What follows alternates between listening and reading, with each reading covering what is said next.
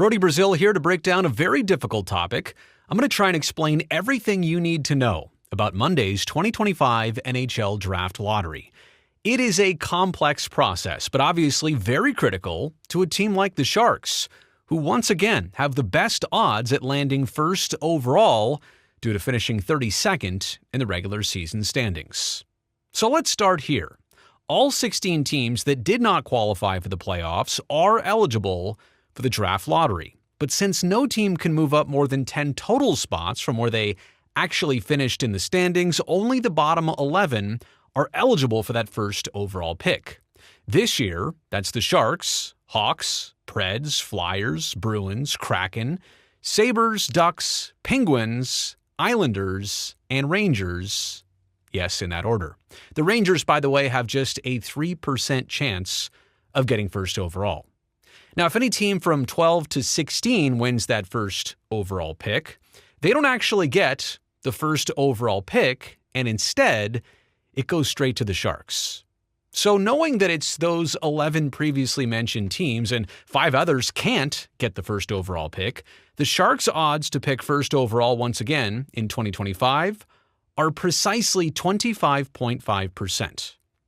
Their odds to get the second pick are 18.8%, and their odds to get the third pick are 55.7%.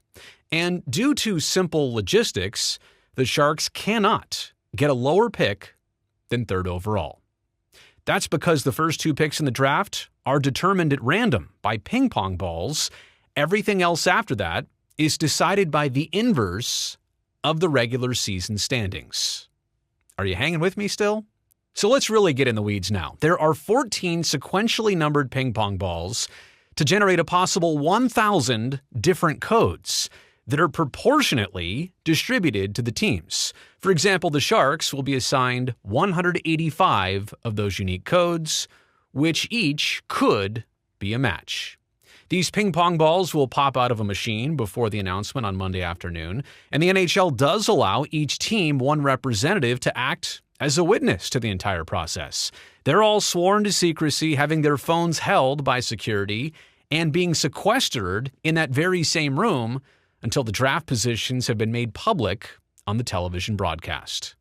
There is one more thing. Should the Sharks win the lottery for a second straight year, it would rule them ineligible to win again until 2029. That's because a new rule starting with the 2022 lottery says you can't win it more than twice in any 5-year span, and of course, they did win it last year. 2 years ago, Connor Bedard was chosen first overall by Chicago. Last summer, obviously, the Sharks snagged Macklin Celebrini, and this year, NHL Central Scouting has 17-year-old OHL defenseman Matthew Schaefer as the #1 North American skater and likely the first overall pick.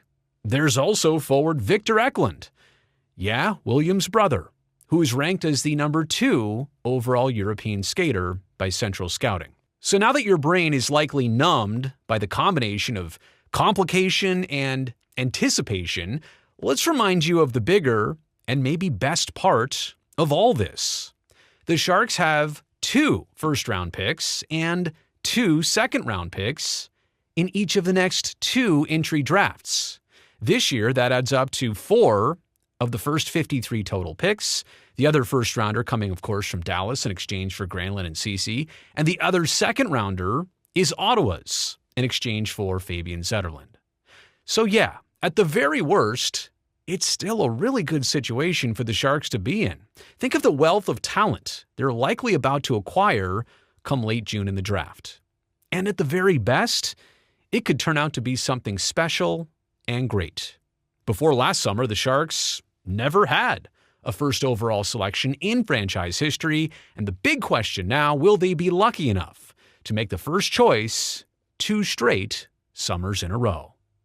I can't wait to see you Monday.